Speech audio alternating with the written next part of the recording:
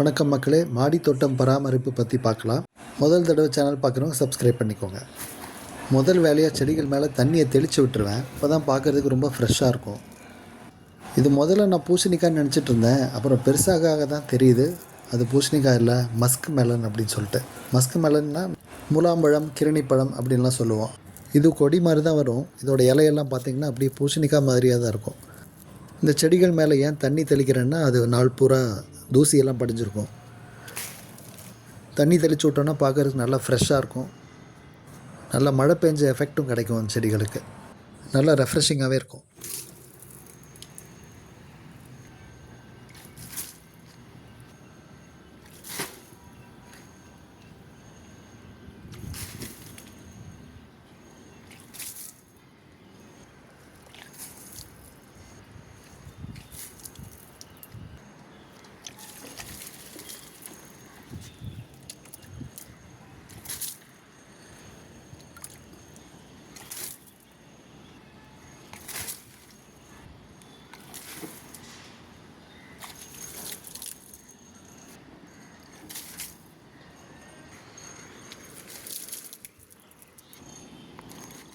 இப்படி ஃபோர்ஸாக தண்ணி அடித்து விடும்போது செடிகளில் இருக்கிற காஞ்ச இலையெல்லாம் தானாகவே விழுந்துடும்.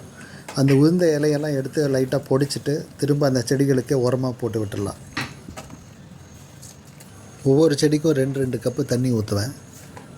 ஸோ காலையிலையும் அதே மாதிரி, சாயந்தரம் 2 நேரம் அதே மாதிரி தான் ஊற்றுவேன். நான் முன்னால் தண்ணி தெளித்து விடும்போது அது ரூம் டெம்பரேச்சரில் இருந்தது. இப்போ அதை தொட்டு பார்த்தா அப்படியே குளுன்னு ஃப்ரிட்ஜில் வச்ச தண்ணி மாதிரி கூலாகிடுச்சு. ஆட்டோமேட்டிக்காக காற்று வீசும்போது தன்னால் கூலாகிடுது. அது ரொம்ப நல்லது செடிகளுக்கு. மாடியோட அந்த எண்டில் ஒரு டேப் ஃபிக்ஸ் பண்ணி வச்சுருக்கேன். ஸோ அதுலேருந்து பிடிச்சிட்டு வந்து தான் ஊற்றுவேன். டேப்பில் ஒரு ஹோஸை ஃபிக்ஸ் பண்ணி அப்படியே கூட அடித்து விடலாம். ஆனால் இருந்தாலும் நாம் அதை எடுத்துகிட்டு வந்து ஊற்றும்போது, மேனுவலாக பர்சனலாக ஊற்றும்போது அது ஒரு தனி உணர்வாக இருக்கும். அதுவும் இல்லாமல் நமக்கு ஒரு எக்ஸசைஸ், ஒரு வாக்கிங் எக்ஸசைஸ் மாதிரி, போக வர தண்ணி எடுத்துகிட்டு வர, அது கொஞ்சம் நமக்கு ஒரு எக்ஸசைஸாகவும் கூட இருக்கும். ஒரு செடியிலையும் தண்ணி ஊற்றும் போதே நம்ம பார்த்துக்கலாம்.